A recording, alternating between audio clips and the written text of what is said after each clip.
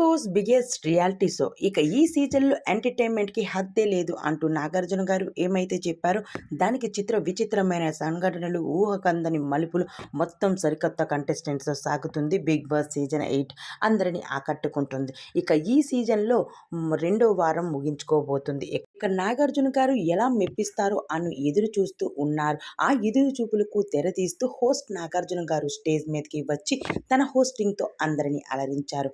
ఇక హౌస్లో ఉన్న కంటెస్టెంట్స్ అందరితో మాట్లాడుతూ సోనియా దగ్గరికి వెళ్ళారు. సోనియా, నువ్వు బిగ్ బాస్ హౌస్లో లేదు, నిన్ను ఒక్కదాన్నే తిడితే బాగుండదు, అలానే నిఖిల్ నువ్వు కూడా నిల్చో, నీతోని కూడా చెప్తూ ఉన్నాను. అయినా మీ ఇద్దరి మధ్య ఉన్న రిలేషన్ ఏంటి అసలు? మీరిద్దరు అలా ఉండడం ఏమీ బాగోలేదు. సోనియా కంటే బుద్ధి లేదు. నీకేమయ్యింది నిఖిల్? నీకు బయట కావ్య ఉంది. కావ్య చూస్తే ఎలా ఫీల్ అవుతుంది, ఎలా ఎమోషనల్ అవుతుంది, ఎలా తట్టుకోగలుగుతుంది అనుకుంటున్నావు?